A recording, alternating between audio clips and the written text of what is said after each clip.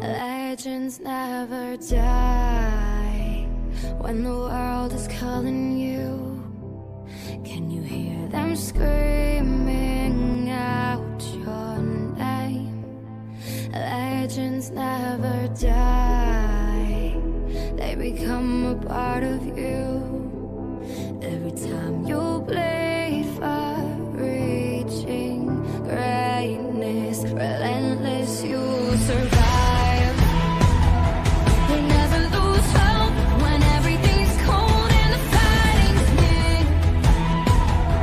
It's deep in their bones, they'll ride into smoke when the fire is fierce. Oh, pick yourself up, 'cause legends never die when the world is calling you. Can you hear them screaming out your name? Legends never die, they become a part of you. Every time you bleed for reaching greatness, legends never die. They're written down in eternity, but you'll never see the price it costs. The scars collected all their lives. When everything's lost, they pick up their hearts and defense defeat. Before it all starts, they suffer through harm just to touch a dream. Oh, pick yourself up, 'cause legends never die when the world is calling you. Can you hear them screaming out your name? Legends never die, they become a part of you.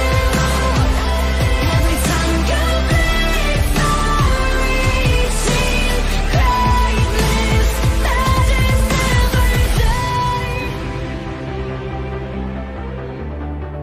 When the world is calling out your name, begging you to fight.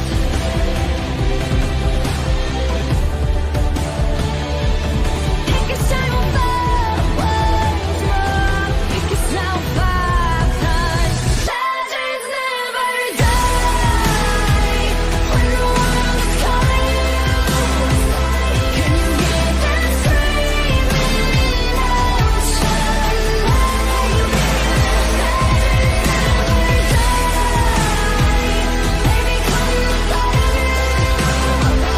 Every time you bleed for reaching greatness, legends never die.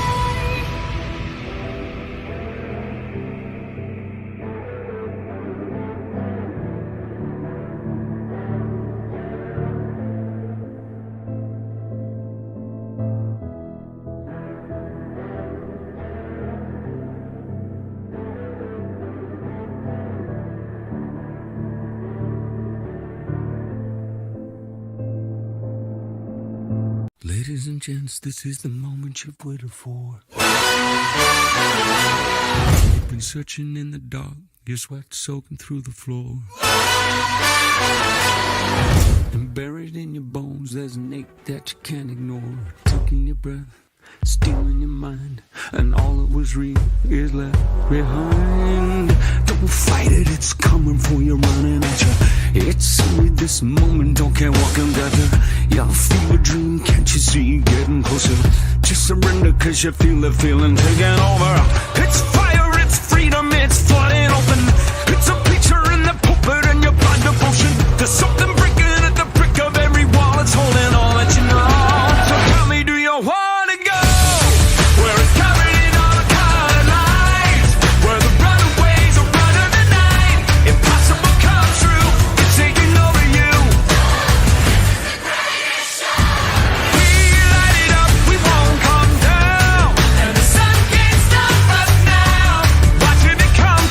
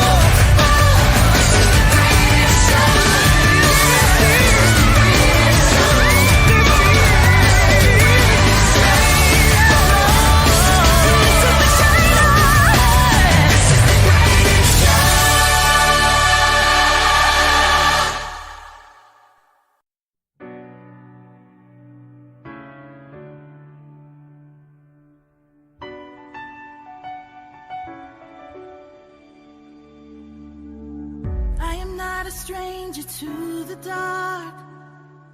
Hide away, they say, 'cause we don't want your broken parts. I've learned to be ashamed of all my scars. Run away, they say, no one will love you as you are. But I won't let them break me down to dust. I know that there's a place for us, for we are glorious.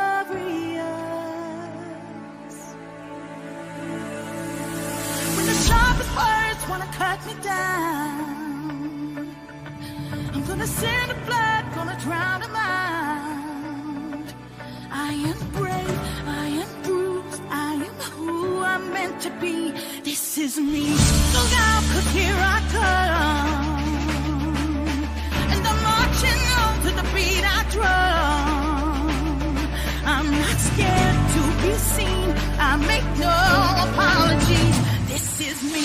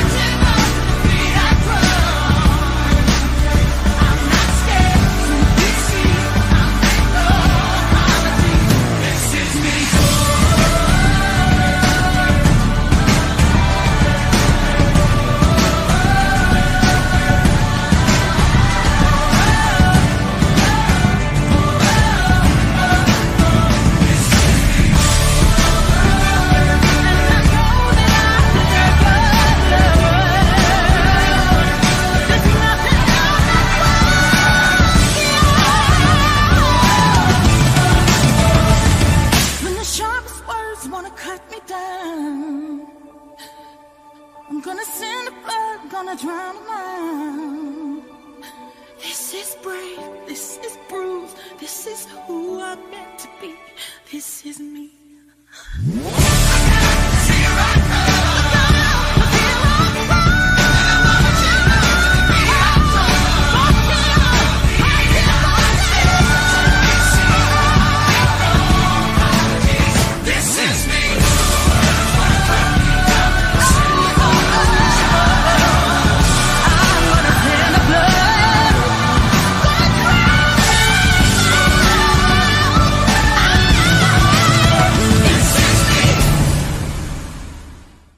Oh no, here we go again, fighting over.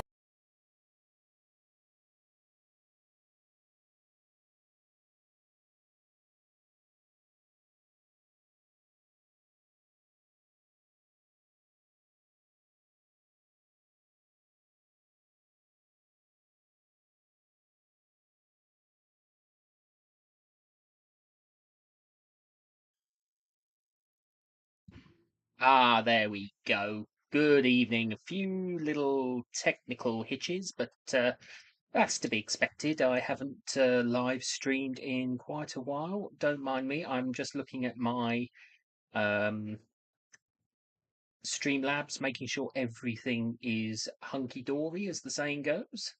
Oh, my throat went a bit then. If I have to disappear, it's probably because I need to get some water. So, yes, hello, hello, hello. I'm back and live streaming. I don't need that music anymore. So, what have I in store for you today? Well, I thought talk a little bit about the place I fell in love with. In fact, it's a county. It's a county of England, Great Britain, and it's in the north. And that county is Northumberland. Now, if you're familiar, Pure, hello, good to see you, my friend. Lovely to have you here. Um, so yeah, Northumberland or Northumbria, as it's also known. Um, Excuse me. And Rosea, hello, lovely to see you, lovely to have you here. Good morning, of course. You're the other side of the world. I'm going to take these headphones off because technically I don't actually need them on. Um, all I really get is all I really get is feedback. So, well, I guess if I turn them right down, then no, no, that's absolutely fine, absolutely fine. Anyway, Northumberland. I went there for 2 weeks from the 15th of July to the 29th of July. I went with my parents and we stayed in a farm cottage. It was a bungalow, which was very comfortable. No complaints at all, which is nice. But we did a heck of a lot. We went to a place called Sea Houses. We went to Bamborough. We went to Alnwick. We went to Berwick upon Tweed. Where else did we go? Where else did we go? We visited Hadrian's Wall. We visited Corbridge Roman Town, which used to be known as Corbridge Roman Site. We visited several castles, well, Bamborough being one of them, of course. We visited the Farne Islands. We visited Lindisfarne or Holy Island. We did the castle and the priory there, which was very, very busy, but Lindisfarne is worth a visit. Believe me, it is worth a visit. Um, what else did we do? What else did we do? Several castles. We did very quite a few English heritage properties up there. Lindisfarne Castle and Craigsider National Trust. They're the only two actual National Trust properties. It's the land that's pretty much looked after by the National Trust up there. Very picturesque, very good photos. I may actually share some photos with you later. We'll see how it goes, how the if the chat wants to see some photos, I'm quite happy to share them. I've sifted through. How many have I sifted through? 6,320 that I took. I don't just take one photo, I take multiples of multiples. So sometimes I take 2 or 3 photos, sometimes I take anywhere up to about 15, depending on the subject. And of course, a relative once asked me, why do you take so many photos of objects that don't move? And I went, but I move. Make of that what you will. Anyway, so I decided that I would choose the best, and I found the best of the best. But I thought also I've got a few books here of interest. I've got a couple of ghost books if you want some. Oh, and one's called Gruesome Tales from Northumberland. Or Northumbria. Sometimes they say Northumberland, sometimes they say Northumbria. It's like on the other side of that part of the north, you've got Cumbria, which was also known as Cumberland. So if you've ever heard of the Cumberland sausage, that big swirly sausage that you get in a pack. I can't eat it, obviously. Um, anyway, that's a totally different story. That is a totally different story. Um, anyway, so where was I? Oh yes.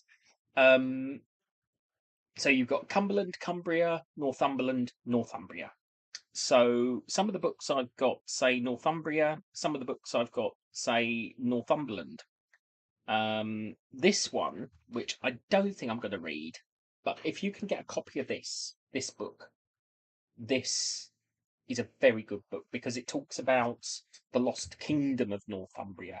Now, the lost kingdom of Northumbria was huge because here we go. I can show you in this. I can show you how big Northumbria was if I can find the right page. I should have bookmarked these. But Northumberland is only about is a tiny amount of what it used to be. Is that the one I'm looking for? Yeah, there we go.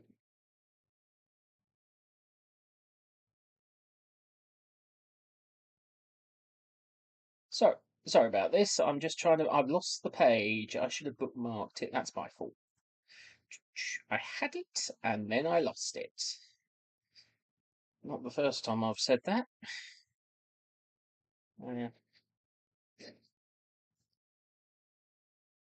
Make of that what you will.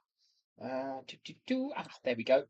So you'll lose my face for a second, but that whole red area there where it says Northumbria and Mercia, that's pretty much how much was controlled by the Saxons. I mean, it went right up to Lothian. They occupied pretty much most of Britain at the time. Or I may have misread that actually, but never mind. I may have misread that map because I've just noticed what the key says, but never mind. We work with what we have. But I recommend if you can get hold of this book, and I'm not sponsored by this book or anything, but I recommend it if you're into post-Roman, pre-conquest history. So between 410 AD and 1066, basically. If you're interested in that period between, the Anglo Saxons, the Vikings, that this is that story, sort of after the Romans left and before William the Conqueror. So I recommend this book. I'm not going to read anything from it because it's quite what's the word I'm looking for? Um, I won't say it's not a complex book. Very, very well written, very, very well explained, but it's very comprehensive. There's a lot to take in. It is a fascinating read, and I haven't actually finished it. But this is yeah. So there's that book. But I thought, oh, this one. When I went to Anik. We didn't actually do this, but this one, I got this book because it fascinated me. There's one in London as well, and you can't really see the postcards. I got some postcards. Let me just get them down for you to see.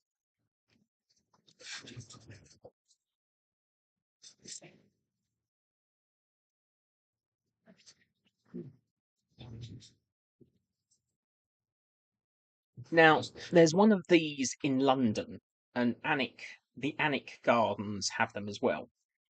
These are postcards that I purchased along with the guidebook, even though I didn't do it. It's called The Poison Garden, and there's one in London as well. And this will probably interest you, Rosea. They've actually just received a plant from the nettle family from Australia, which apparently the pain does not subside for a whole year. It's so dangerous that there's only one person in the garden that can handle it, and she has to wear an entire um, hazmat suit to handle it because it is that deadly. It's not actually poisonous, but sadly, the amount of pain it causes, because the pain doesn't doesn't subside, it has driven people to taking their own life because there is no relief available for the amount of pain it causes, which is dreadful, really. I mean, in this country we have poisonous plants. We have foxglove digitalis and things like that. And this is the book. This is the poison garden book. And I thought I was interested in it because I thought I could kind of put some of these sort of things into my writing, as it were. Um, say when Maximus creates poisons and things, have real references. Um, I mean, they've got things like Arum Italicum or Arace, Italian lords and ladies marble arum. The toxin in this plant is calcium oxalate. Ingestion causes immediate irritation and burning in the mouth and throat, which may swell. It can also cause gastrointestinal upset with nausea and vomiting. And that's one of the plants that won't kill you. It's. I mean, they've got other plants here like deadly nightshade, and didn't realise camellia was poisonous. Uh, yeah, I mean, it's got a whole list. This is quite a long book, so not in length, but I mean as in width. It's quite an extended book, but it's got some amazing art. Some really. Sorry, I keep knocking the mic. Some really well drawn artwork. Hellebore. Yeah, I've heard of Hellebore.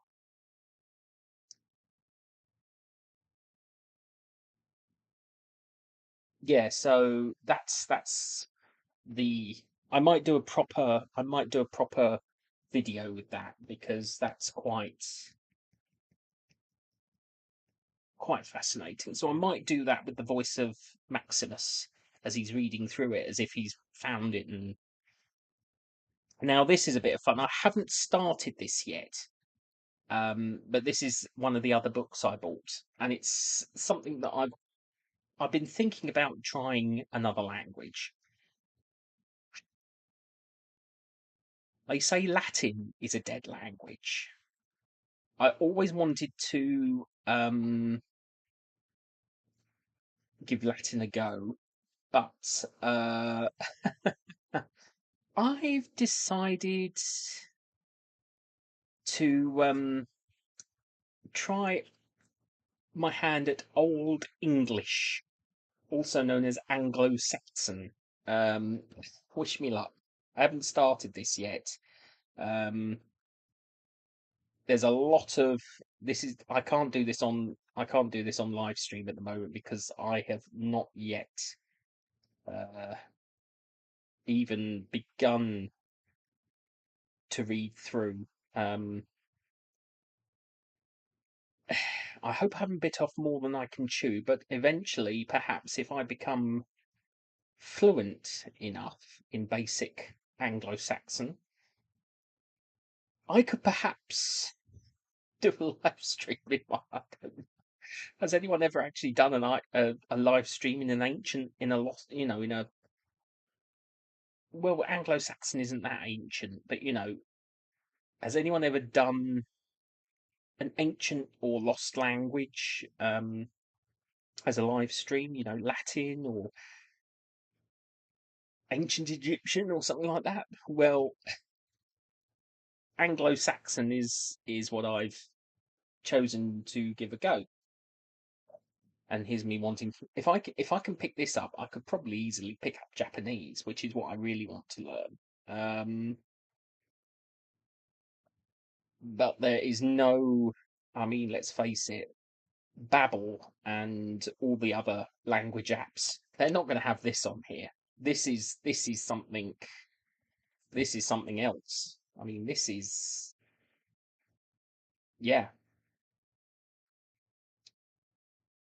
and it is split up into chunks. It is split up into parts. I mean, it doesn't just throw you in. I mean, it starts with Old English course, Old English grammar, Old English texts. Oh, it mentions Beowulf. Mm. Durham, the Nine Herbs Charm, Beowulf's Greeting. Part 4, Answers to Translation Exercises. Old English glossaries of words in Part 1. More Old English texts, which includes The Wanderer, Wolf, and Eadwecker. I believe that's. I mean, that's that. Hopefully, I'll be able to pronounce that properly later. The Capture of the Five Boroughs. A Journey Charm for a Swarm of Bees. The King's Oath with Glossary. I mean, yeah, looking at the glossary, that is pretty. I never really looked at the glossary, but I'll give it a go. And some of these are actually printed, so are actually prints of the actual texts. So be interesting because I'm looking at having a look at the Lindisfarne Gospels on. There's a website apparently that you can see the Lindisfarne Gospels. I thought I'd just put that down there.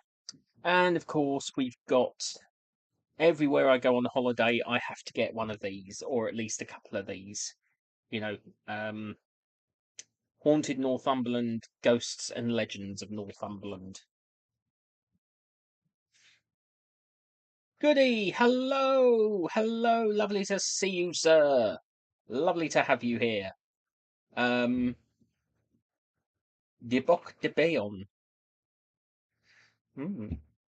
See, if I can get the basics down, I'll be able to read your Beowulf in in Anglo-Saxon, in its original Anglo-Saxon, not that pants film that was made.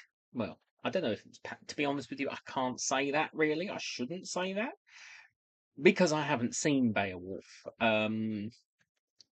So I should retract that, and I do retract that. But I heard mixed reviews about it. So I've got what's that? Oh, it's okay. Just a message from my. Sorry, I was distracted by my Discord server. So I shall just take those books and put them to one side. And would you like to see some photographs? I'm sure you may want to see some photographs. So I will find my photographs.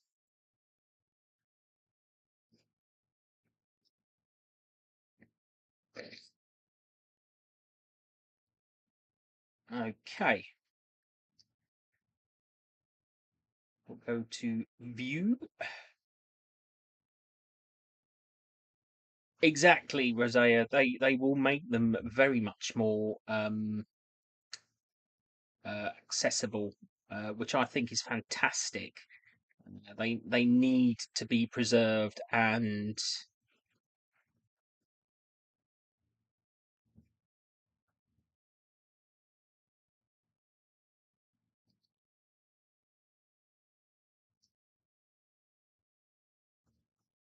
indeed, photo reels coming up. I just need to unlock my screen and make it a little bit.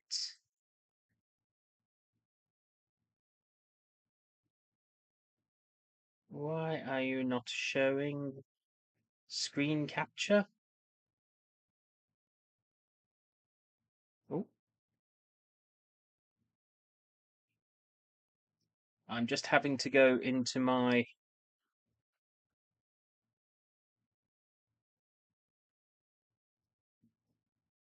Sorry, that was my... I wonder if that's because...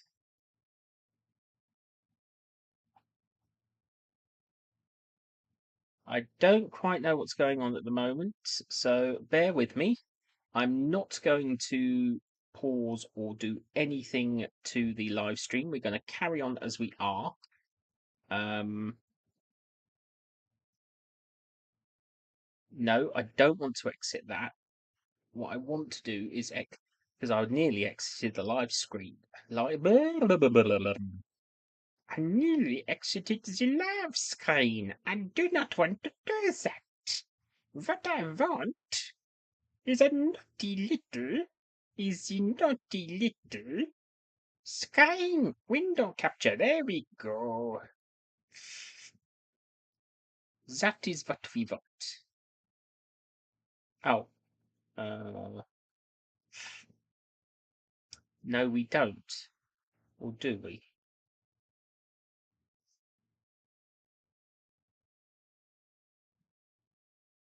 Yes. Yes, we do.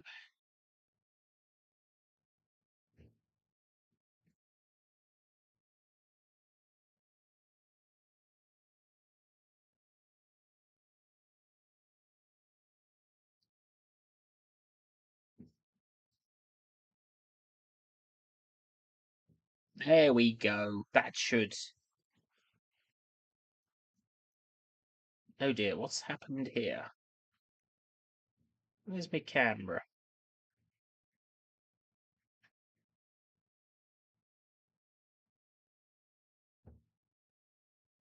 I've lost my camera. What's going on? I say. Yes, let's remove that.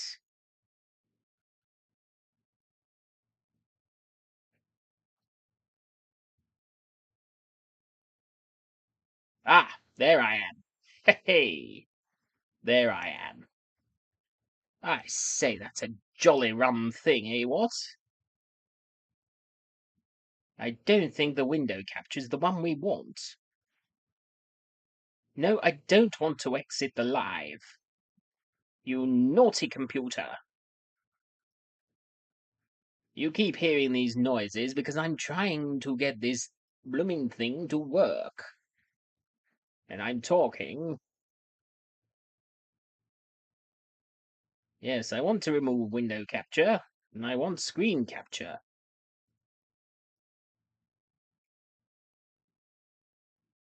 Ah, that looks promising.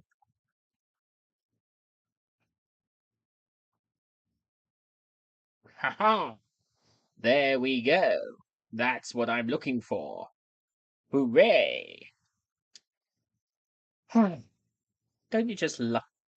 Don't you just love it when a plan comes together? Well, at least you got entertained by some of my vocal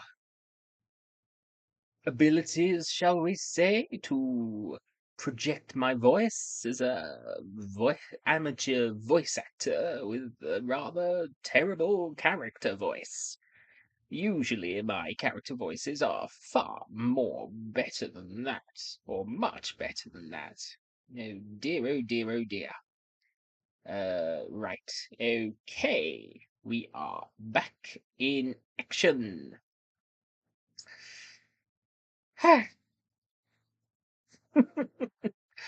One me table marshmallow. Ah dear. Okay, so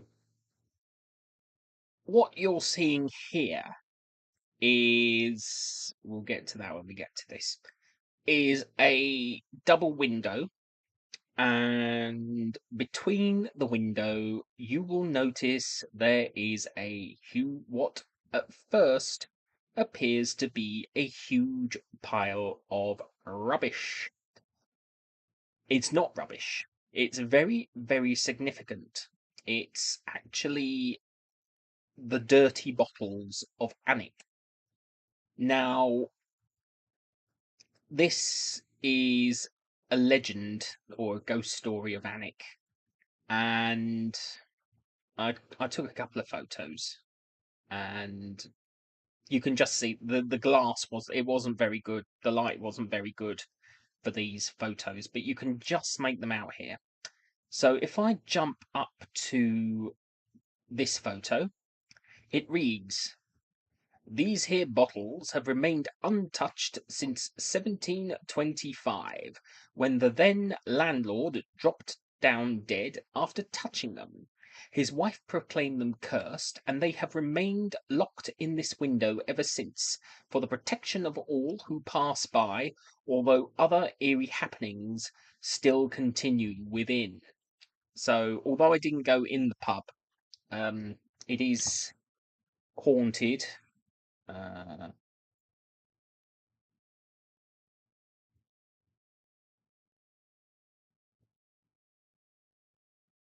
I'm just trying to find. I haven't actually looked at this book, but I've got a feeling. Yeah, a lot of the places I've visited are haunted. Doesn't surprise me, to be honest with you.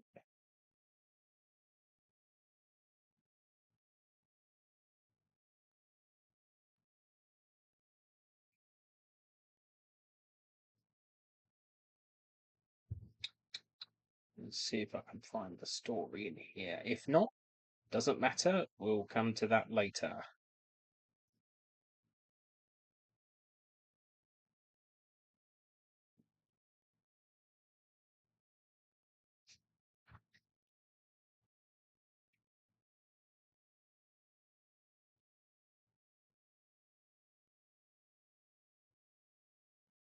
To be honest, I haven't actually looked at this one. So, here we go.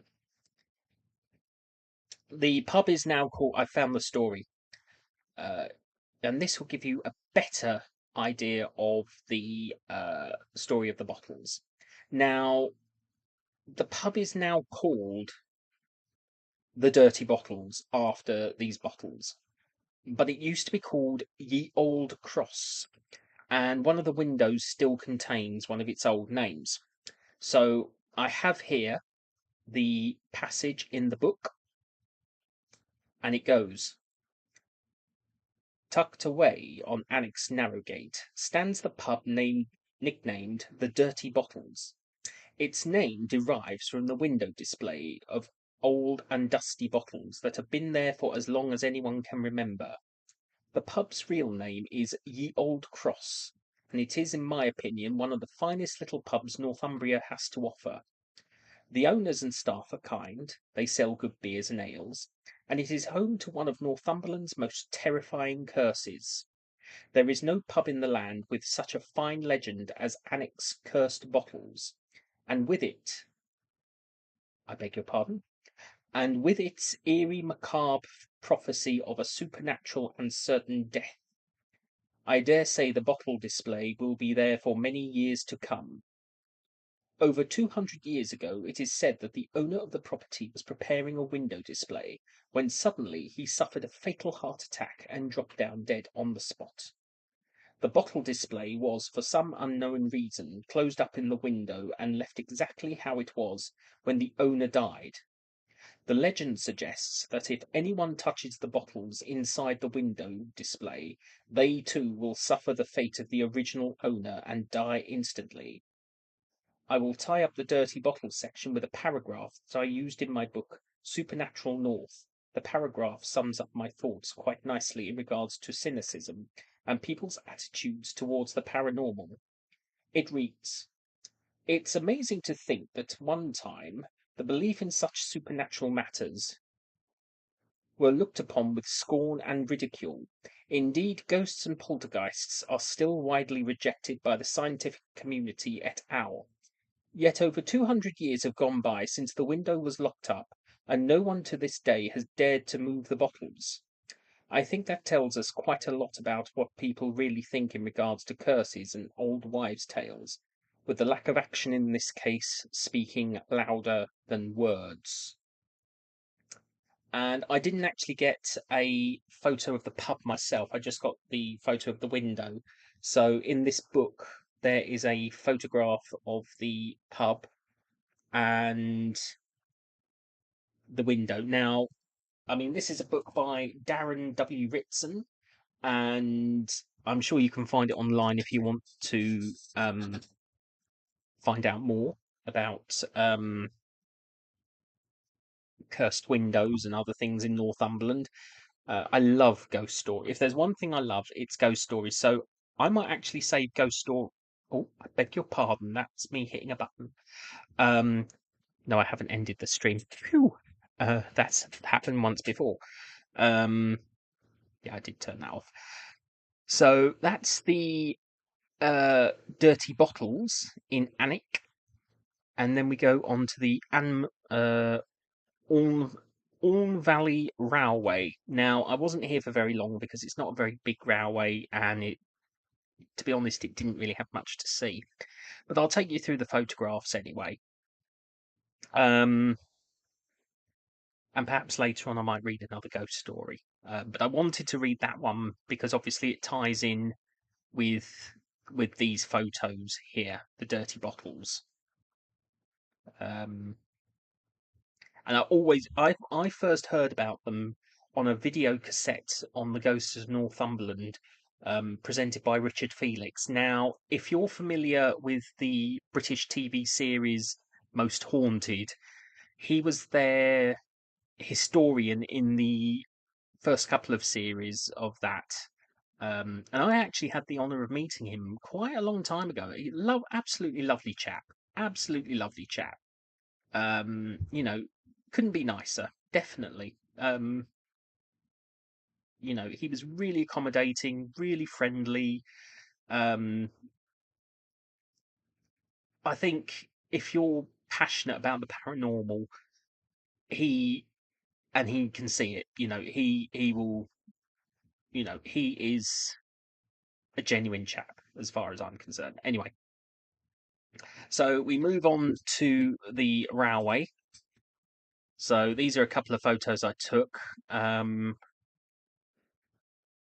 So what we've got here is a World War II austerity tank, 060, and it's in National Coal Board livery, which is black with sort of creamy colours. Later in life, they went with blue and yellow lettering, but this was their early sort of wartime, post-war 1948 National Coal Board when everything was nationalised. So yeah, that's probably one of the biggest locomotives they have there. Excuse me, my voice is going. A lot of these were purchased by the London North Eastern Railway as well around the time during the war, and they were purposed as J. I can't remember now. I'm sure someone watching this back who I think is J94s, J97s. I can't remember, to be honest with you. But then I'm a Great Western Railway man myself, so you know, um, I can't really remember. And then we have some of the works yard. A lot of these are industrial locomotives, so they don't really have a class. For those who like their diesels and electrics, they've got a couple of preserved pacers. The line isn't very long; it's quite a short line. Um, to be honest with you, we were only there. It was only a fleeting visit my parents and I made, sort of at the end of the day when this was shunting those coaches back into position. So you know, um,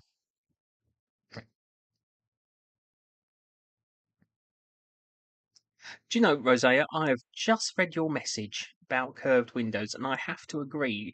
You know, for them to be able to do that back in the, this pub is a couple of centuries old, and for them to be able to do that way back then is very impressive. Indeed.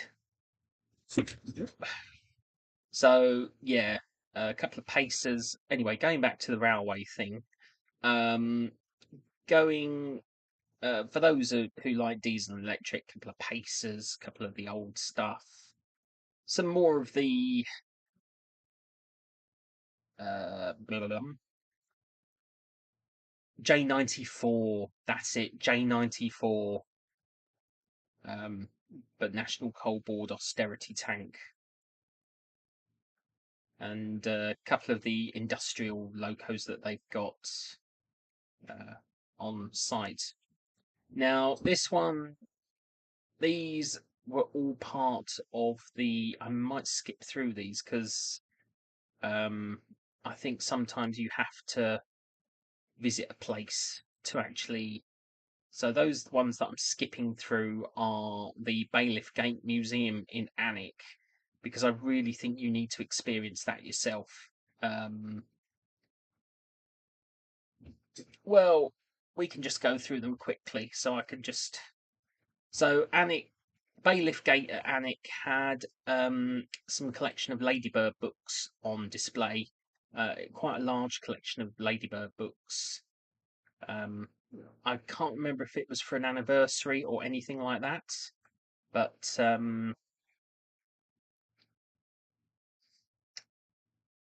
it was a on loan display. So it's a exhibition that moves around the country. Um, but that's artifacts of the ancient artifacts of the area. So you've got sort of Iron Age, Bronze Age things. I think they're Iron Age pots. No, I think they're Upper Neolithic pots because they've got stone axes there. Those are Iron Age. And that's sort of representation of the Beaker people and things like that. And sort of Tudor era helmet, a couple of rapiers, and a uh, breastplate, some decorative wear, and I think that's all ceremonial. Yeah, ceremonial stuff from the local. That's a representation of the printing that used to take place in Alnwick. I sometimes take a couple of photos. That is representative of the station at Alnwick, which is now Barter Books, which I didn't get any photos of inside, but it is. If you ever get the opportunity to visit Barter Books in Alnwick, do so because it is amazing. I mean, if you love railway architecture, you'll love it. If you love books, it's the biggest second-hand bookshop in Europe, and it is worth of it. I mean, you can get lunch there even. They've got a cafe or a restaurant, whatever you want to call it, but you can get coffee, tea, cake, cooked meal. It's really fantastic, and they've got places for you to just take the books and just sit and read through them. They've got tables and things, so you know, I guess it's the old try before you buy sort of thing. Um, but yeah, fantastic place if you ever get to Barter Books. I wish I'd taken a photograph of it because um, it really is worth staying. So this is sort of stuff from the railway that age at Alnwick. I think I took 2 photos of that one. That's sort of crime and punish. Hello, Justin. Yeah, I'm doing well, thank you. I'm just going through some holiday photos with everyone, so do enjoy, do enjoy. Um, this is an O gauge diorama that they've got at Alnwick of Whittingham Station, which is in Northumberland. I can't tell you what class the locomotive is because obviously it's Northeastern Railway, and I'm Great Western, so I don't really know a Northeastern Railway from a London Northeastern Railway.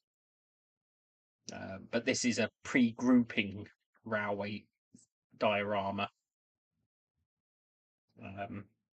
Unfortunately, the glass meant the photos didn't come out very well. You know, I got the reflection of the orange wall behind it. But very well made, and worth seeing. You know, that's obviously representing education in 19th century Alnwick. Again, that's sort of 19th century Alnwick and sports and music. This is to do with the RAF Bulmer. Is it Bulmer? Yeah, Bulmer. This is a mock-up of the old 1970s defence array that they had there, to keep an eye on rogue aircraft and things like that coming into our airspace. So, yeah, per adua ad astra. I can never remember what that means. Then we've got, as you can see, there's one of the Ladybird books. All these knitted mice are made by volunteers who, and they always knit to a theme that because the museum's in a church, and apparently when they first acquired the church for the museum, it was full of mice. So ever since that day, volunteers have knitted mice to represent the different themes. Apparently, a few years ago, they had a temporary exhibition about the Vikings. So all the mice that were knitted in the theme of Vikings. So they all have big beards and horned helmets, which Vikings didn't actually have, but you know, artistic license. Obviously, Alnwick at War, ARP, things like that. Uh, Nurse Mouse there. I think that's another. I couldn't see which Ladybird book that was, but you know, within the theme. So, and this represented the Northumbrian mining industry. Coal truck there with fake coal in it. And these headlamps and helmets actually did need to be worn if you wanted to go in the mock-up of the mine. I never noticed that mouse there. Never noticed that mouse there because I actually had to crouch to take this photo from the entrance. I would never have got in here because it's clearly not. It's obviously for the kids to try, not for adults, to be honest. And I wasn't going to climb. I wasn't going to get on the floor and get my knees dirty, you know. Cheeky photo there of. Don't worry, that's actually an exhibit at the museum. That is actually an exhibit at the museum. Believe it or not, that's obviously a miner having a bath after a hard day down the pit. That is that is a window dedicated to Thomas Percy, because Alnwick is the home of the Percys, Duke of Northumberland, and if you're familiar with Blackadder, particularly seasons 1 and 2, his friend is Percy Percy, heir to the Duchy of Northumberland, played by Tim McInerney. I can never say his name right. McInerney. I think that's how you say it. Tim McInerney. Anyway, he plays Percy Percy, heir to the Duchy of Northumberland in Blackadder series 1 and 2. And he is inspired by the Percy family of Alnwick, who obviously are the Dukes of Northumberland. That is a railway poster but Yorkshire Dales. I've only ever been to the Yorkshire Moors, but you know, um, I like the Yorkshire Moors. As I say, haven't really done the Dales. That is an advertising poster. I think it pretty much shows what's being advertised. Tinned fish. Tinned fish. Fish. Fish. Yeah, I'm going to stop there because I'm going to end up making myself laugh. These are some sort of modern ladybird books. 21st century ladybird books. You've got rainforests, climate change, volcanoes. Border Raider is about Northumberland, and that is in the colour. Everywhere we went, there were county flags for Northumberland flying everywhere. They are county proud. I have never, I mean, where I live, we have our own flag, but you don't see it flying everywhere around the county. Um, go to Northumberland and you will see people flying their county flag, left, right, and centre. It's incredible to see. So there's some very, very early or pre Ladybird books. Sort of the earliest ones that were published. I think they're early 20th century, about 1910, 1920. I can't exactly remember. There wasn't actually a guidebook for this exhibition. Um, for anyone like me who grew up being a fan of the Thomas the Tank Engine books, these are a collection of artworks from the books. You know, beautifully drawn. I mean, I think they're all pretty much from the Scarlow Railway because every picture I've saw there, apart from one or two, were of the narrow gauge. Rennius, Peter Sam, Duncan, Scarlowy. Uh, the other name escapes me, but I've got most of them. It's been a while since I read a Thomas the Tank Engine book. I'm a railway modeller now, so I deal with the real thing in double O gauge, of course.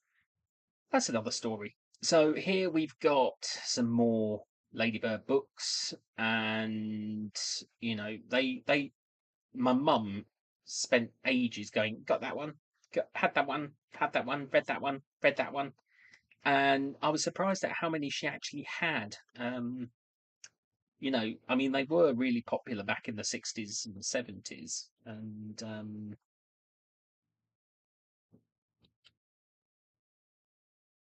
some more original artwork for. I think this was War of the Roses. I think this is from War of the Roses Ladybird book. These were some early Ladybird books as well, which were very popular. And these are Ladybird. I think these are the Ladybird books from around the world. I think. That's a Western Region railway poster advertising Harlech Castle in Wales. The wall. This is the Wall of Ladybird books, and these are all books that were published from sort of the 1950s up to the mid to late 1970s. So these are pretty much, and you've got everything from children's stories, like Cinderella, biblical books for children, historical figures, science, maths, English, geography, nature, health, anything like that. obviously I had to take a photo of that one. I'm not really a diesel um, enthusiast, but I knew I had to get a photo of that one because it's railways, it's trains. You know, I'm glad they called it the locomotive, though. They didn't just call it the train. Don't get me started on that. That is a whole different live stream. That is a live stream rant for another day. We'll talk about that at some other time. Hopefully, I'll forget about it, but if not, I will rant about it some other time live, if you want me to. um, these are some more early um, artwork and books and advertising, things like that. Then we've got uh, what looks like some Wind in the Willows books. I think they're Wind in the Willows, but yes, yeah, yeah. And then you had like work cards, which I think were like educational for school and things like that. They didn't just publish books. And these are Ladybird books in other languages. You had Hindu, French, Japanese, German. There's some languages there I don't recognise, to be honest with you, but it just shows how popular and widespread these books really are. Um, they really held. We'll do that another day, Pure. We'll do that another day because I'm in my flow now. So don't make me go into that rant because we will be here. How long have you got? So that's looking back at the uh live stream, and as you can see there, we've got Queen Victoria. Is my mouse there? Queen Victoria, Michael Faraday there. That one caught my attention because I'm fascinated by Michael Faraday. Faraday, who's the ability to speak. Um, so yeah, there's a lot. Uh, that was from. Well, I'm not sure where that was from. I think that was by the artist that's listed here. Listed here, um, which um, you know, but that's the Project Mercury, and there's a and of course Eagle with Dan Dare. I'm not sure if they still produce Eagle, um, but it was a popular, uh, we'll say, boys' comic of the 1950s, 40s, and 50s. Whether or not it's still popular today, I don't know. I've not seen it. It might be available online, but I've never seen it. I haven't seen it in places like WH Smith's or any sort of news agents in this country, to be honest with you. That's another one that I photographed up close, and I would say that's probably coming into the old.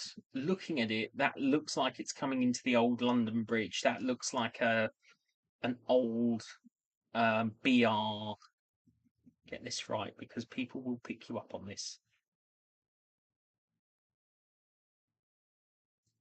I'm not sure, but I know it's a southern. I know it's a southern multiple car unit or electric multiple unit EMU. Um, so I'm just going to say that, and I think that is coming into London Bridge from Charing Cross because I think in the background there that's Southwark Cathedral.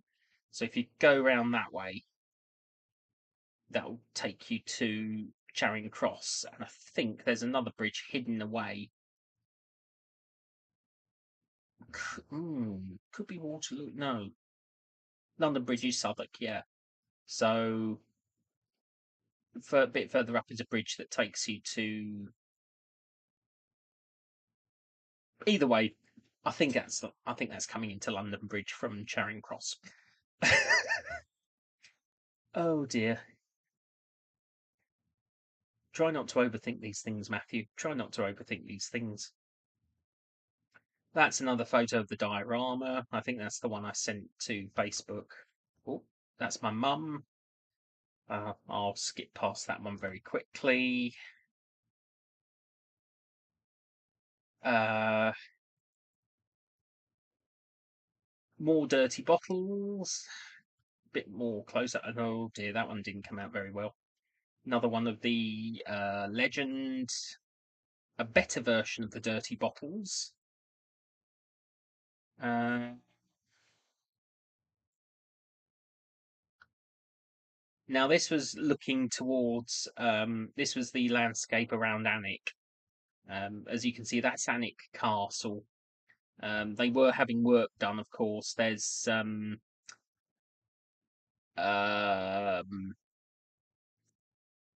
now we didn't do Alnwick Castle. I actually chose to do Bamborough. Um,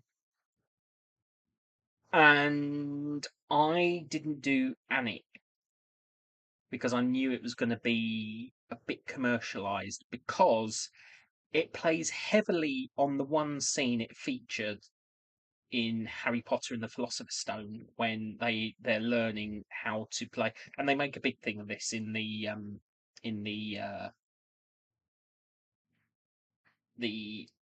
Guff and Gubbins that they put out. You know that this was where they filmed the um, broomstick flying scene in the first film, and of course it draws heavily upon that. So there were loads of kids around there when we went to have a look. It's, and I'm glad to be honest that I chose Bamborough because it's a lovely castle.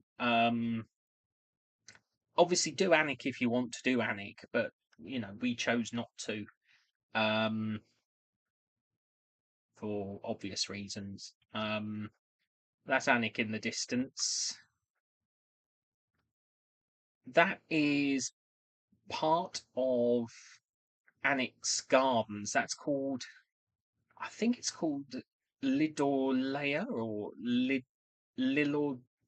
It's like a fairy castle that's active at Christmas. Lilidor or something like that. I think it's Lilidor. Um, but yeah, apparently that's their popular e- event thing at Christmas. So there's some more of it in the distance. Some more. Now we're in Bamborough now, and this is the grave of. Now a lot of people would say, "Why did you photograph a grave?"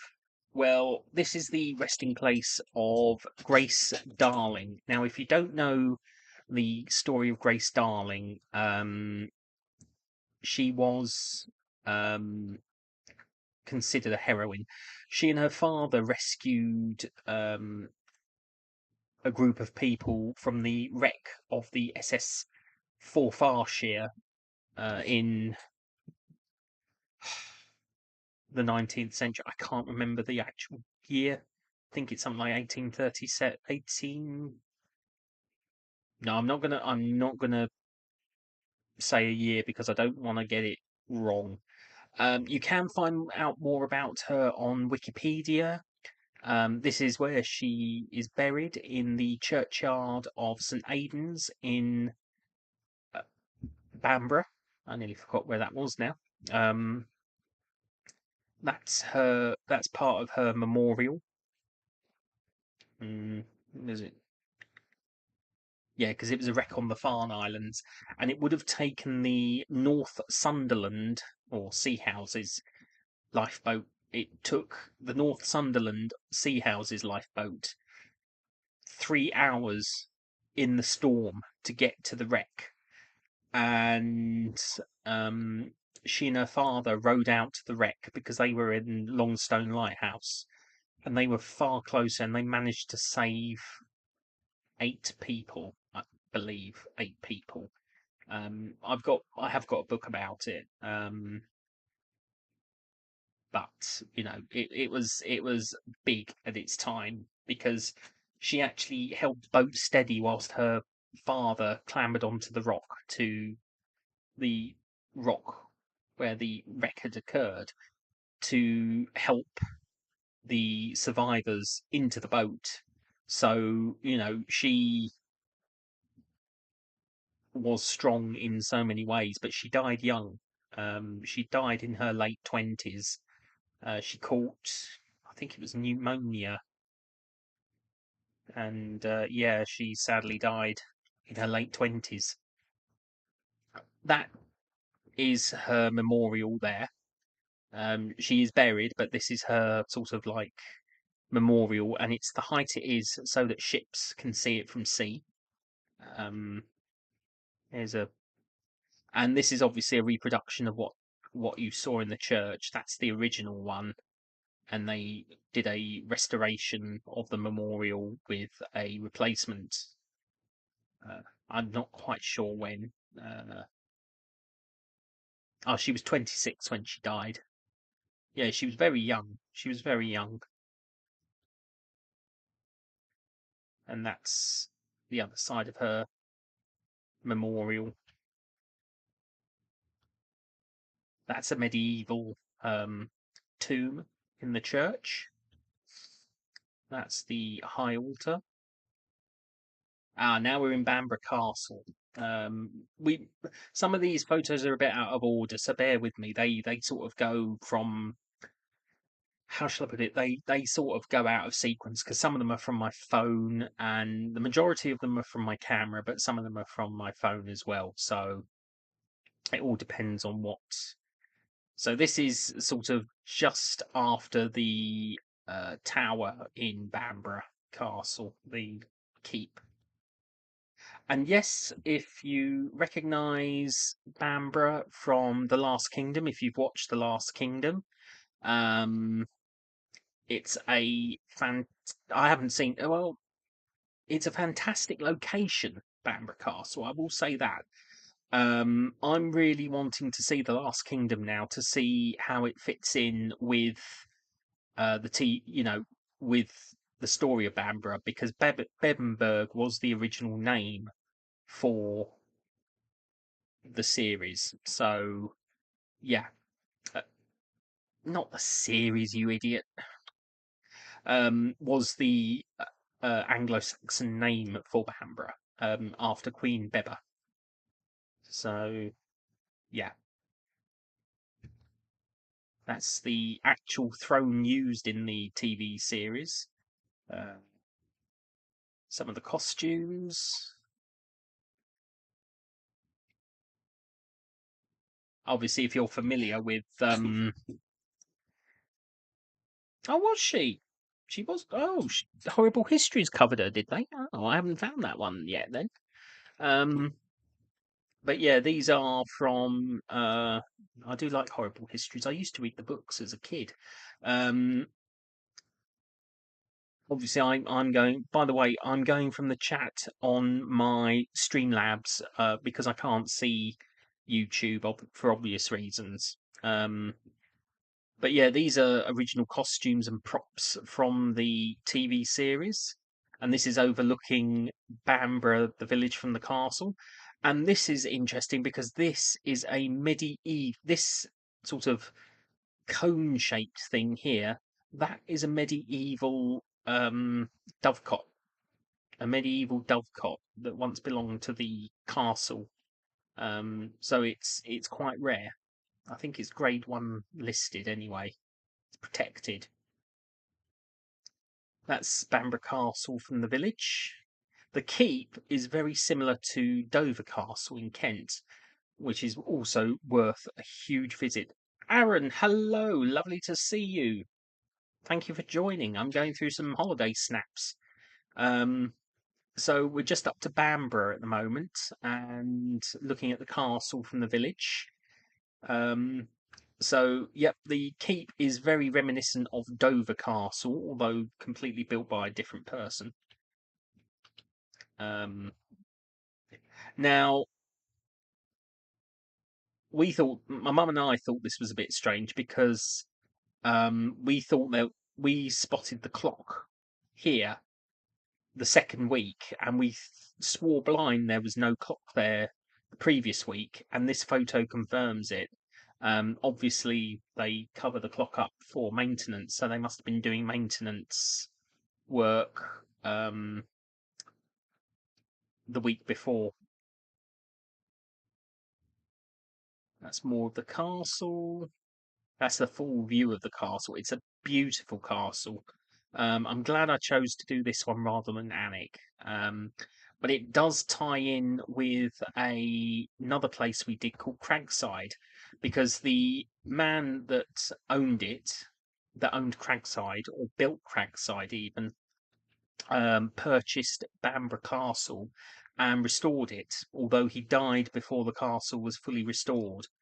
Um, but it's still owned by the family, and they refer to themselves not as owners but custodians, um, because the castle is considered important enough historically to be preserved and all that, as any castle should be, to be honest.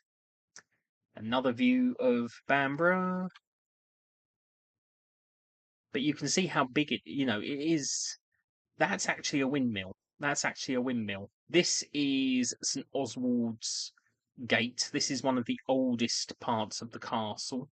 I think it's something like 11th century. That's looking up towards King Oswald's Gate. He's sometimes called King Oswald. He's sometimes called Saint Oswald. More often Saint Oswald, although he was the king that brought Christianity to Northumberland. And he has connections to St Aidan and Lindisfarne as well. So there's Bamborough from the beach.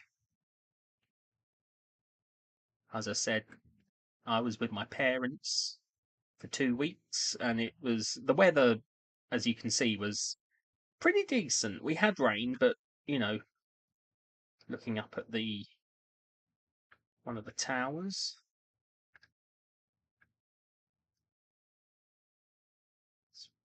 the entrance. There are interior photos because obviously we did. Now this is from the inside of the castle. So this is the last one we did because we sort of went early evening for the first time, and now we're getting into the castle proper. So this is looking over the beach along the sort of cannon, the area where all the cannons are, looking up to the keep. This is the inner ward. This is actually a ruined chapel, and the bell I think is a replica, if I recall. I think I've got a photo of it. Yeah, can't actually read what it says, but I think it's a replica of the bell that used to be in the chapel.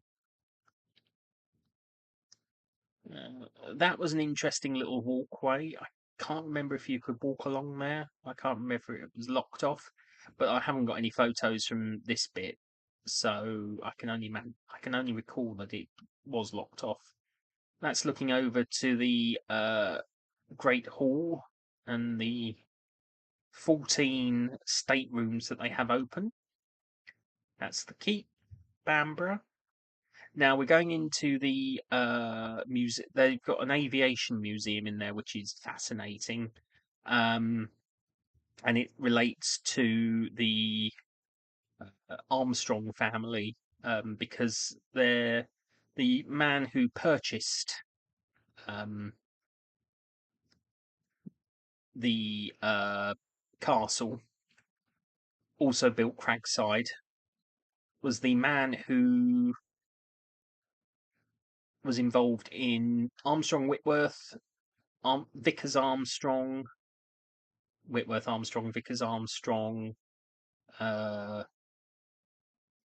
You get the idea.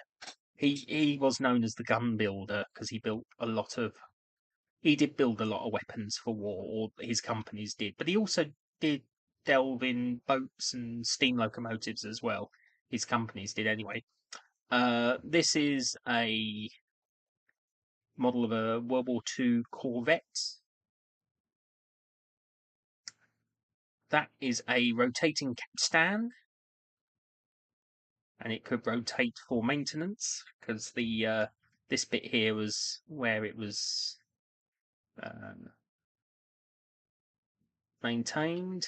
You've got a lot of technical things in here, so a lot of motors and engines. So I'll just skip through these, give you a quick glimpse of everything.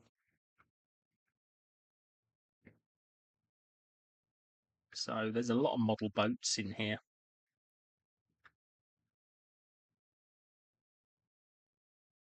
That's a aircraft engine. A lot of this came from a Spitfire. That's the prop of the Spitfire. Can't remember much about the car. Again from a Spitfire. That's a naval gun, jet engine, uh, engine, another engine, model tank.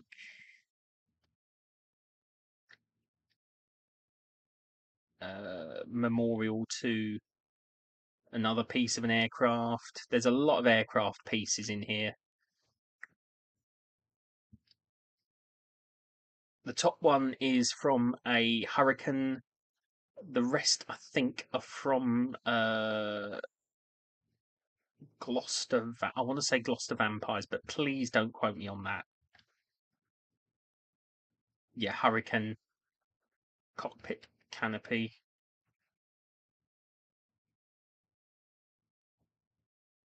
Ah, the Gloucester Victor. Ah, yeah, and again, a lot of I'm looking at the screen as well, so I can see what I'm seeing. There's a lot that we can just skip through, really. Aircraft props again, engine wheels. Again, engine wheels, Spitfire wheels. They're Messerschmitt wheels. The tank again. Oh, Vickers Armstrong light tank. That's it. That was the company. Vickers Armstrong, Whitworth Armstrong. Got there in the end. Some cannons that were on display. Stocks. That's actually the cafeteria, and that's the old stables, but it was converted. It's been converted into the cafeteria and eating area. I just thought that looked artistic, that photo. Just thought it looked artistic. Prehistoric pot. That's the beast of Bamborough. Very, very tiny, very difficult to photograph, hence why it looks so blurred. So I didn't have my macro lens for that, unfortunately. 14th century helmet, 14th century cannonballs, Viking. That is a throne from when the castle or the area was ruled by the Saxons. That's a early 20th century model of the castle. Large pestle and mortar for medicines because the castle had its own dispensary. I just like that. That was a diorama of George and the Dragon, and I'm a sucker for dragons, really. Nice piece of furniture that caught my attention. I liked the decorative design of it. I've not seen a decorative design like that before, and as I say, caught my attention. That's one of the rooms with a lot of porcelain, artwork. I like fireplaces as well. I do like fireplaces. More porcelain in a rather nicely carved 18th century cabinet.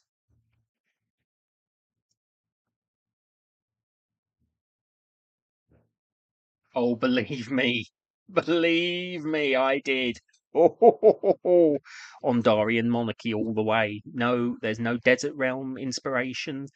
No forest realm inspiration. It was all Ondarian monarchy, and you will understand when you see these photos. Some more of these photos. So there's another fireplace, silverware. Uh,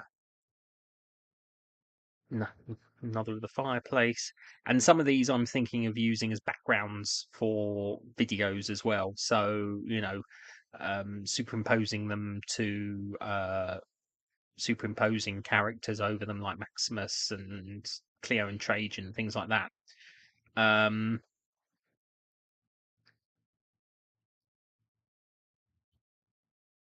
some more of that room, more porcelain. Oh, this is the chair again from the blah, blah, blah, Last Kingdom. That's in the Great Hall.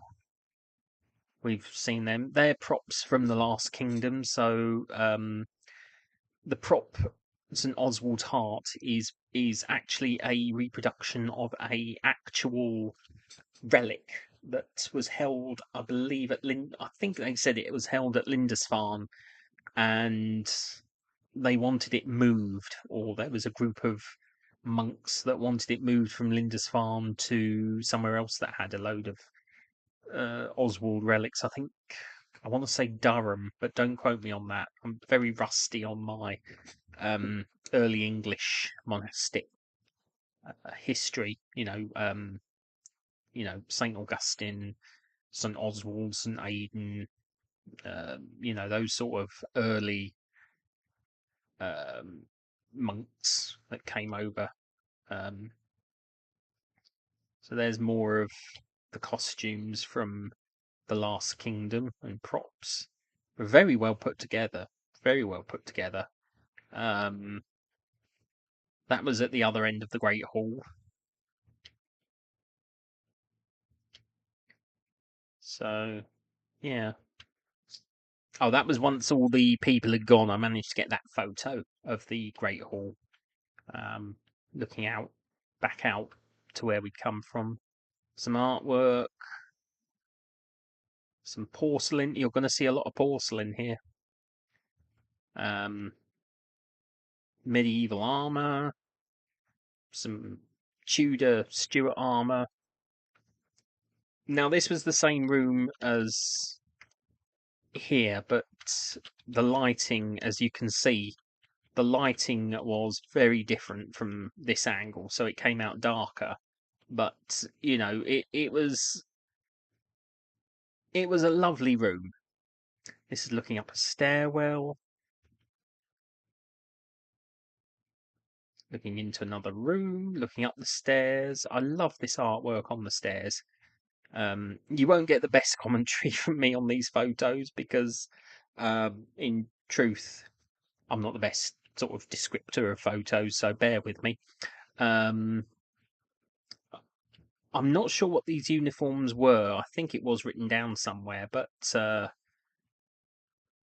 I think I can't remember what they were, so I'm not going to say. I'm not even going to speculate they were for. It's better to go with facts and not try and make anything up.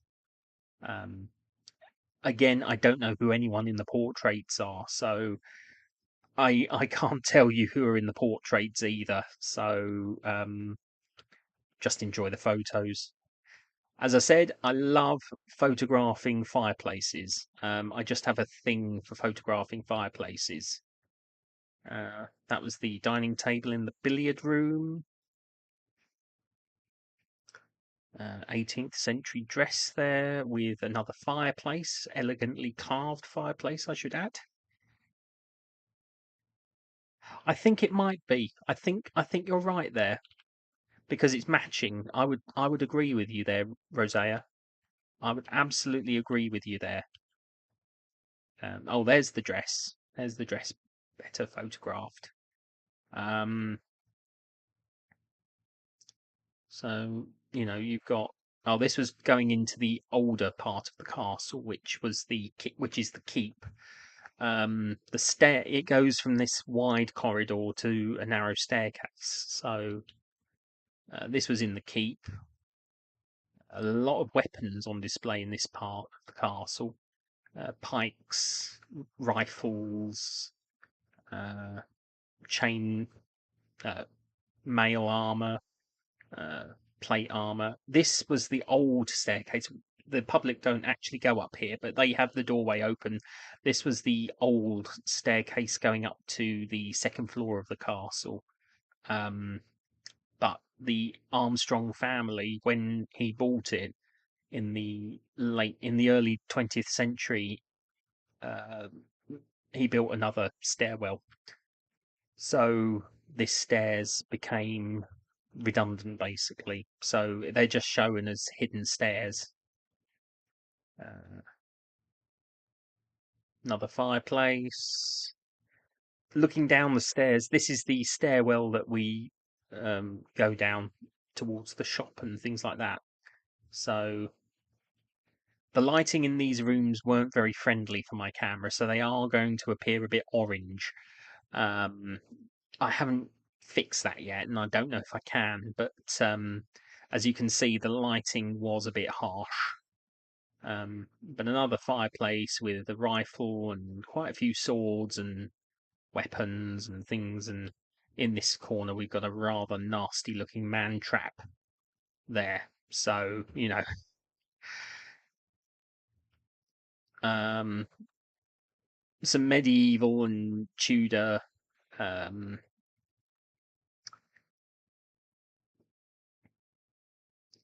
artifacts, I think. Yeah. Some more swords, loads of swords. I can't remember what it did say I think I photographed what these chains are for, but they are huge. Yeah, they are. They are much safer. That's why that's why the other ones aren't open to the public. And the other ones go upstairs. When you get into the,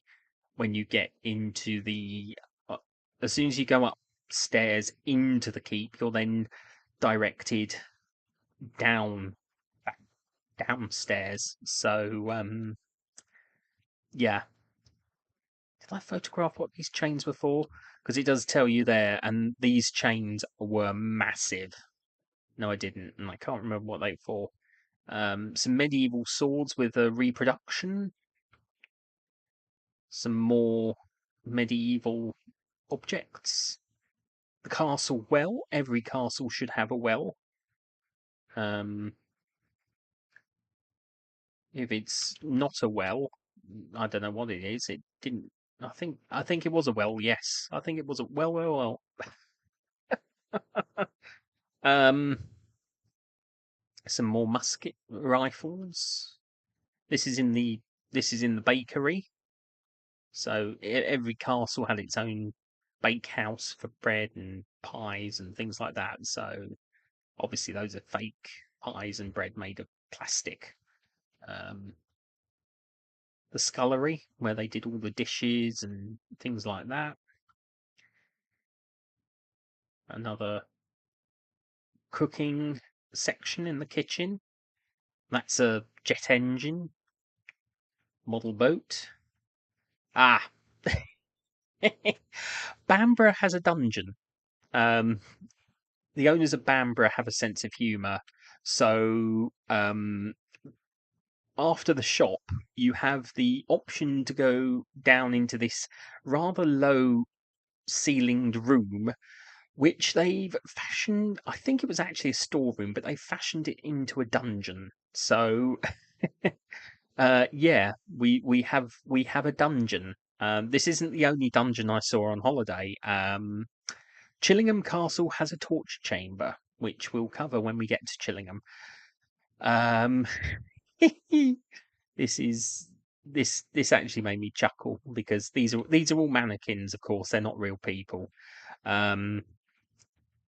So there's some more of the dungeon. That was a bit blurred, that one. Some of these are a bit blurred, but I took multiple photos. That's a better one. came across a bit demonic, that mannequin. I always had a feeling of him being a bit demonic. There's another one behind him. That apparently is supposed to be the rack. I don't know. Doesn't really look very rack-like to me. Oh, now we're looking at Bamborough. This is Berwick. Berwick upon Tweed. So this is the 3 bridges over the River Tweed. This is the Berwick upon Tweed defences, Tudor defences. So reproduction Tudor cannon in one of them. You can't actually go into these. They're all closed off to the public. You can only walk along the top of the defences, but there must be tunnel. I'm sure there's tunnels, and there's got to be tunnels and things going through these, because otherwise, how would you get out there into this bit? You wouldn't be able to if there was no entrances or exits. So this is going along the gun emplacements and things. There's another one there. And it was a lovely day. That's the barracks, which we'll come to later. And it was a gorgeous day to do the walk. These are all gun emplacements and things. So that's an old, what's the word? Powder magazine, where they kept gunpowder and things like that, ammunition for the cannons. Just keeping an eye on the chat, because I'm having to use Streamlab to see my chat. So if I don't respond straight away, it's because I'm using Streamlabs to look at my chat, because I can't see the live stream on screen, obviously. So there's the another part of the. Oh, now this was looking from. We didn't actually go onto the beach because it was like mud. This is actually looking over the top of the defences, because there were some parts had parts of it was still the medieval wall, because apparently in the Tudor times they ran out of money, so they couldn't actually finish the walls, so they still had to maintain the medieval walls, and these are the medieval walls here that they were unable to replace. So technically the Tudor walls are unfinished, and there you can see the original 18th century road bridge, the 20th century road bridge, and the railway bridge, 3 bridges of Berwick. And you can go across in both directions on this bridge in the car, and you can only go across in this direction. So in this direction, the way the mouse is going in the car across the smallest of the 3 bridges.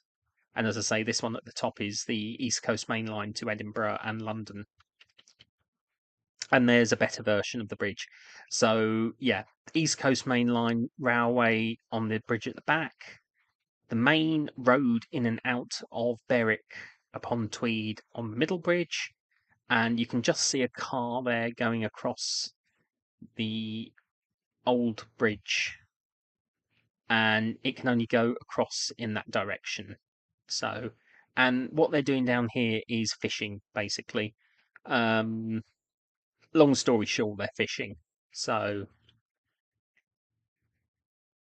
and down here, you can't really see it, but there was like an old stone track bed for some sort of like wagon way, not a railway, but a wagon way where they could push wagons, probably to unload stone or coal or something like that.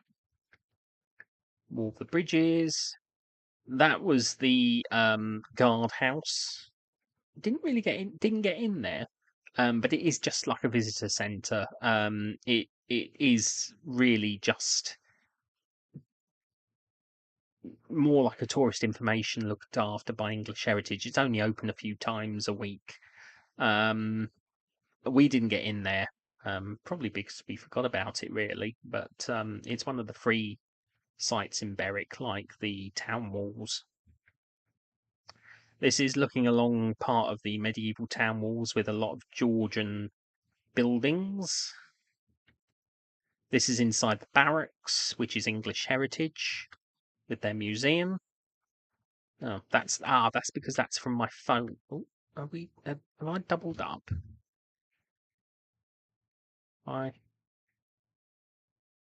Ooh, interesting. No, it's because I hit the wrong button. It looks like I did double up. Never mind. Okay, now we are in the barracks. And as you can see, there's the parade ground. There's a lot of preserved cannons. I'll sort out the duplicates later. That's no biggie. This is in the museum, the English Heritage Museum in about the barracks. So it talks about the militia. One of the museums wasn't open. The Borderers Regiment Museum wasn't open. This is the one about the barracks themselves. Curated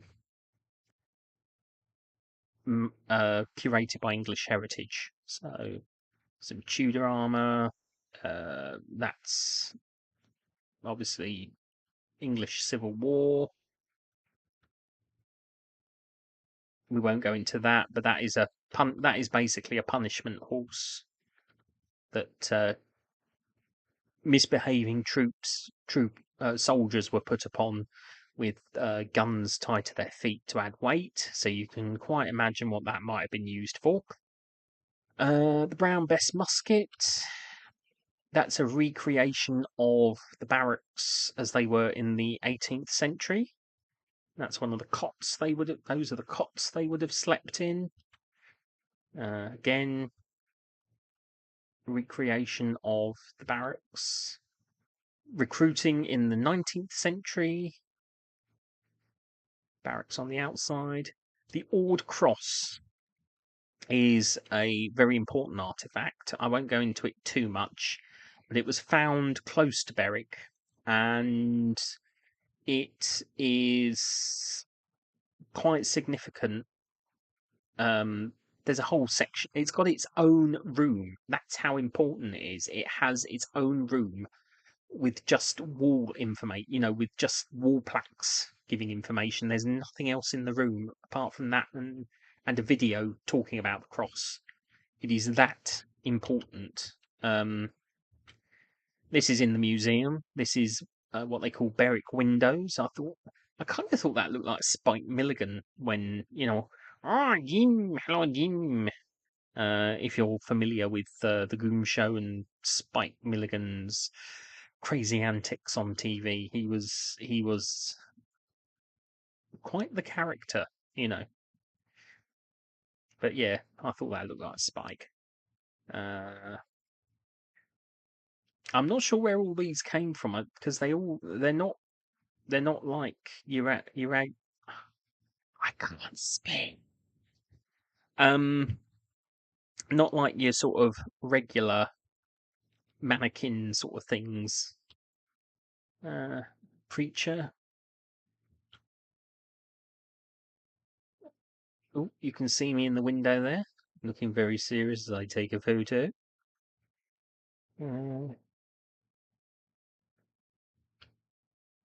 And then we've got some more photos. Cheeky. Yeah. Looking down an old Berwick street. Some more artifacts. That's actually from the Longstone Lighthouse. Some old. This is the medieval part of Berwick. So,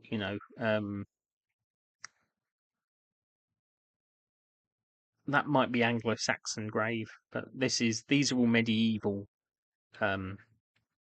items. So, helmets, shield, crossbow, reproductions, of course.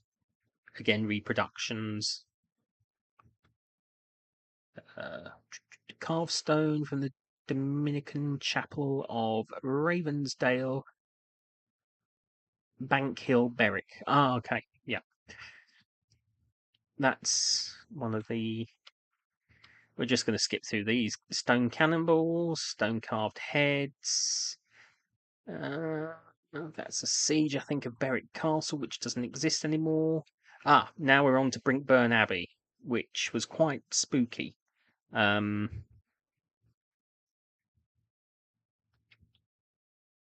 Alnwick Castle. This is Brinkburn. So I'll just skip through these until we get to the sort of interesting things. That's the house. Interior of the priory. Some gravestones. Do.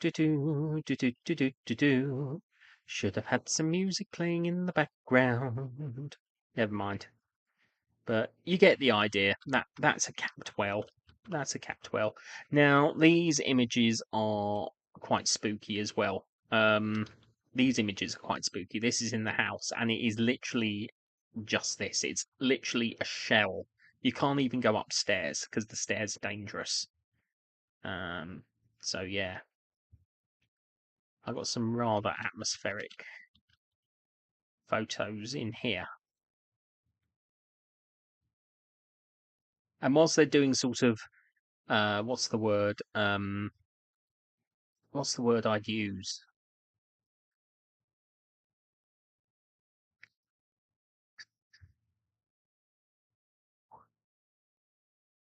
I forgot what the word is. Where you, never mind. They're keeping the house like this. They're not doing the house up beyond this, which leaves it in quite a spooky sense of existence. You know, every corner you turn, you expect to see a ghost.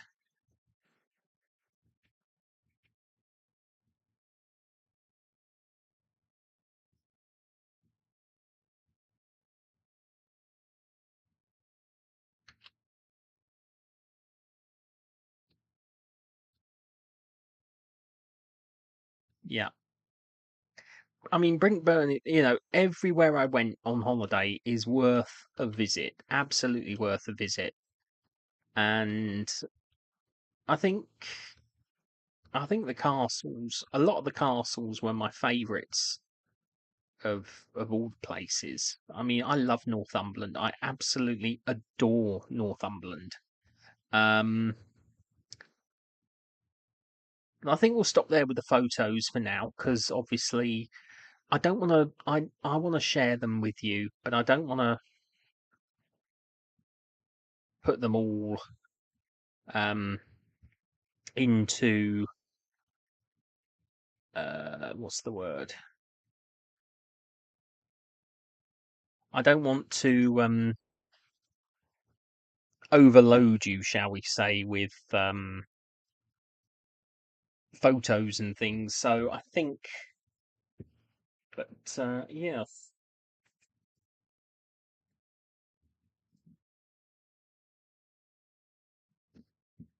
How long have we been going? Oh, nearly 2 hours. Oh well. Okay, Sarah.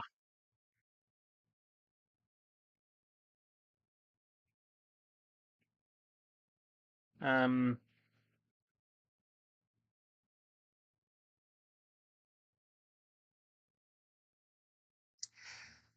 well, I think at that point, I think we're gonna call it a day, and I think we'll end the live stream there because I think there's not really much else. I could go through all my photos, but I've got so many that I think it'll just yeah. Okay, well, thank you for joining me, and I will see you next week, and hopefully share some more stories. Well, some more photos with you and stories of Northumberland, and yeah,